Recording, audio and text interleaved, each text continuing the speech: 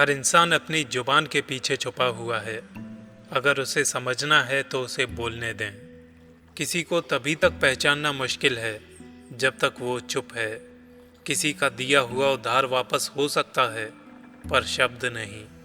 बोलने के बाद शब्द वापस नहीं होते। जो इंसान खुद के लिए जीता है उसकी एक न एक दिन मृत्यु हो जाती है, पर जो इंसान दूसरों के लिए जीता है, शरीर नष्ट होने पर भी वो हमेशा जीवित रहता है। इसलिए याद रखना चाहिए कि हम मनुष्य के शरीर में खुद को किस रूप में जीवित रखना चाहते हैं।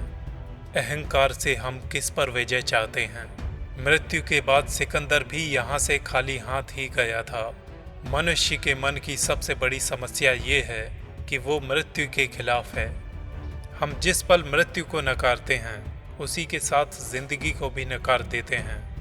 मृत्यु भविष्य नहीं है, जन्म के साथ ही आदि मृत्यु हो जाती है। हमने उस मिट्टी की कीमत नहीं समझी जिस पर हम चलते हैं, जो हमें रोजाना भोजन देती है। लेकिन एक पत्थर जिसे हम हीरा कहते हैं वो बहुत कीमती हो गया है। ऐसा माना जाता है कि सिकंदर जब अपने देश मैसेडोनिया लौट रहा था तब वो घायल और बीमार था। कई महीनों तक बिस्तर पर पड़े रहने के बाद उसे एहसास हुआ कि वो मृत्यु पर विजय नहीं पा सकता। उसने ये महसूस किया कि उसकी जीती गई रियासतें, उसकी विशाल सेना, उसका इकट्ठा किया हुआ धन रत्न और उत्तम तलवारें उसके किसी काम की नहीं रहीं। उसने अपने सेनापतियों को बुलाया और कहा कि मैं अब इस दुनिया से जाने वाला हूँ, लेकिन मेरी 3 इच्छाएं हैं। क्या तुम मेरी 3 इच्छाएं बिना किसी रुकावट के पूरी करोगे? इतना कहते ही उसकी आंखों में आंसू बहने लगे। सेनापतियों ने तीनों अंतिम इच्छाएं पूरी करने के लिए सर हिलाया। सिकंदर बोला कि मेरी पहली इच्छा है कि मेरा इलाज करने वाला वैद्य ही मेरे ताबूत को खींचकर मेरी कब्र तक ले जाएगा। दूसरी इच्छा ये है कि मेरे ताबूत को कब्र तक ले जाया जाए, तब रास्ते में मेरे इकट्ठे किए गए सोने चांदी रत्न और बहुमूल्य पत्थर बिखेर दिए जाएं। तीसरी और आखिरी इच्छा ये है कि मेरे ताबूत में से मेरे दोनों हाथ बाहर दिखाई देने चाहिए। आसपास खड़े लोगों को सिकंदर की ये आश्चर्यजनक इच्छाएं सुनकर बड़ा ताज्जुब हुआ, लेकिन किसी की कुछ पूछने की हिम्मत नहीं हुई। तभी सिकंदर के एक सेनापति ने सिकंदर का हाथ चूमा और उसे अपने सीने से लगा लिया और कहा कि हे राजा, हम आपको ये विश्वास दिलाते हैं कि आपकी तीनों इच्छाएं आपके कहे अनुसार पूरी की जाएंगी, लेकिन कृपया हमें ये बताएं कि इन आश्चर्यजनक इच्छाओं के पीछे क्या कारण है।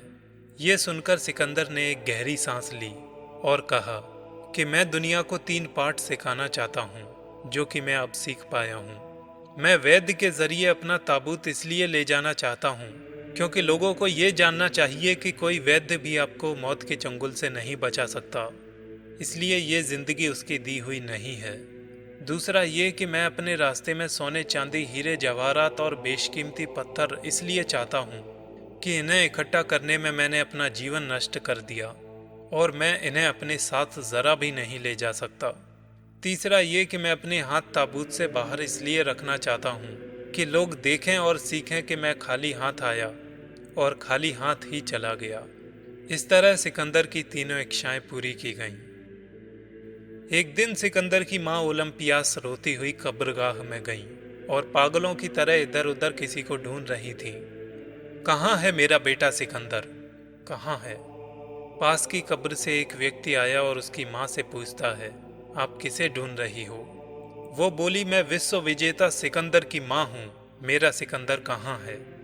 मुस्कुराते हुए उस व्यक्ति ने उत्तर दिया, यहाँ कोई सिकंदर नहीं, या यूं समझ लो कि यहाँ दफन हर माँ का बेटा कभी सिकंदर था। जब एक इंसान कोई फ़ोन खरीदता है तो वो उसका मालिक हो जाता है, घर बनवाता है तो वो उसका मालिक हो जाता है, गाड़ी खरीदता है तो गाड़ी का मालिक हो जाता है, और दुनिया छोड़ता है तो उन चीज़ों का मालिक कोई और हो जाता है। जब इंसान इन छोटी छोटी चीज़ों को खुद को मालिक के तौर पर देखता है तो ये इतनी विशाल दुनिया और ये सारा ब्रह्मांड, तो इसका कोई ना कोई मालिक तो होगा ना। एक बात याद आ गई, एक आदमी को एक बोरी गेहूं उठाकर रखने में बड़ी परेशानी आ सकती है, लेकिन अगर उस बोरी में बता दिया जाए कि 1 करोड़ रुपए हैं तो वो उसे उठाकर दौड़ने भी लगेगा। बस यही लोगों की जिंदगी में भी हो रहा होता है। उन्हें जिंदगी बोझ तब लगती है जब उसमें कोई मकसद ही नहीं होता है। पता ही नहीं कि वे जो कुछ कर रहे हैं उससे कुछ होगा भी या नहीं।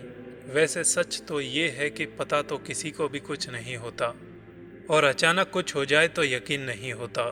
वो उन्हें तो यकीन होता ही है जो किसी काम को कर रहे होते हैं, बस लोगों को नहीं होता है। लोगों को बस सफलता दिखाई देती है।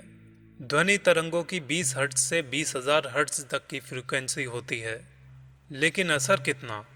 एक कही गई बात का भाव दिल तक समा जाता है, और एक से मन अशांत हो जाता है और कुछ गलत कदम उठ जाता है। इसलिए जब आप लोगों को संबोधित करें तो आपके शब्दों में जिम्मेदारी झलकनी चाहिए। कितना आसान है किसी को गाली देना, और कितना मुश्किल है किसी के दिल में उतरना। यही वजह है कि 90% लोग आसान काम को ही करना चाहेंगे। इसलिए आप उनकी बातों का बुरा न मानें, वे ईमानदारी से अपना काम ही तो कर रहे हैं। कुछ लोग हमेशा शांत स्वभाव के होते हैं, उन्हें बेवकूफ़ समझने की भूल बिल्कुल मत करना। ऐसे लोग बहुत अच्छे ऑब्जर्वर होते हैं। वे ध्यान से चीज़ों को देखते हैं, सोचते हैं और समय पर जटिल से जटिल काम कर जाते हैं। ये अच्छा होता है जब लोग हमें छोड़ देते हैं हमारे वर्तमान को देखकर। वहाँ से उठना ही लाइफ का सबसे बड़ा एडवेंचर है। धन्यवाद कहें उनका। उत्साह हमें जिंदा दिल बनाए रखता है। अमेरिका में जीवन बीमा के विक्रय क्षेत्र में सर्वाधिक प्रसिद्ध फ्रैंक बेजर अपने व्यवसाय के शुरुआत में इतने असफल हुए कि उन्होंने बीमा कंपनी के पद से इस्तीफा देने का निर्णय लिया। एक दिन वे इस्तीफा लेकर कार्यालय पहुंच गए। उस समय कंपनी के प्रबंधक अपने विक्रेताओं की बैठक को संबोधित कर रहे थे। बेजर प्रबंधक कक्ष के बाहर प्रतीक्षा करने लगे। अंदर से आवाज आई, मैं जानता हूं कि आप सभी योग्य विक्रेता हैं, लेकिन आप ये विशेष ध्यान रखें कि योग्यता से भी अधिक महत्वपूर्ण है आपका उत्साह, आपका जोश, जीवन की ऊर्जा, जो मंजिल की दिशा में आपकी सहायता करती है। आपका उत्साह, आपकी उमंग ही आपको सफलता के शिखर पर पहुंचा सकता है। इन शब्दों को सुनकर बेजर ने तुरंत जेब से इस्तीफा निकाला और उसे फाड़ दिया। वे फौरन अपने घर चले गए। दूसरे दिन फ्रैंक बेजर ने अपने काम को बड़े उत्साह के साथ करना शुरू कर दिया। उनके उत्साह से ग्राहक इतने प्रभावित हुए कि चाहकर भी उनकी बातों को टाल नहीं पाते थे। मन की सोच को हमेशा सुंदर रखना, आपको सारा संसार सुंदर नजर आएगा। जिंदगी में कभी भी अपने किसी हुनर पर अहंकार नहीं करना चाहिए, क्योंकि पत्थर जब पानी में गिरता है तो अपने ही वजन से डूब जाता है। हौसले उन्हीं के पस्त होते हैं जिनके इरादे कमजोर होते हैं। जिद्दी लोग तो बस ठानते हैं और सब कुछ उलट पलट कर रख देते हैं। एक बहुत अच्छी बात जो हमें सीखनी चाहिए वो ये कि समय की एक बहुत अच्छी आदत है, जैसा भी हो गुजर जाता है। कामयाब इंसान खुश रहे ना रहे, खुश रहने वाला इंसान कामयाब जरूर हो जाता है। जब हम मुसीबतों से जूझ रहे होते हैं तब सिर्फ हम ही अकेले होते हैं, कोई साथ नहीं देता। परिस्थितियां ही कुछ ऐसी हो जाती हैं, आपका विश्वास, भरोसा सब खत्म होने लगता है। बस वही वक्त होता है जब एक इंसान के धैर्य और हिम्मत की असली परीक्षा होती है। उस वक्त में ही तो आपको सही निर्णय, धैर्य और जोश रखना है, ना कि जब वक्त अच्छा होता है तब। जब बुरा वक्त होता है तब ही आपकी असली परीक्षा होती है। इसलिए बिल्कुल घबराएं नहीं, वक्त जरूर बदलता है, विश्वास रखना। पत्थर पर भी फूल उगाए जा सकते हैं, बस उगाने वाला होना चाहिए। हर उस इंसान के साथ जिसने कुछ कर दिखाया है, ऐसा वक्त आता है जिससे आपको अभी डर लग रहा है। बहुत पुरानी बात है। दो भाई अपने व्यापार के सिलसिले में एक शहर जा रहे थे। रास्ते में एक अंधेरी सुरंग उन्हें मिली जिससे होकर उन्हें गुजरना था। दोनों सुरंग के अंदर चल रहे थे। अचानक उन्हें अपने पैरों के नीचे छोटे पत्थरों जैसा एहसास हुआ। एक भाई ने सोचा, चलो रास्ते में कंकड़ पड़े हैं, मैं दूसरों की सुविधा के लिए उन्हें उठाकर सुरंग से बाहर फेंक दूंगा।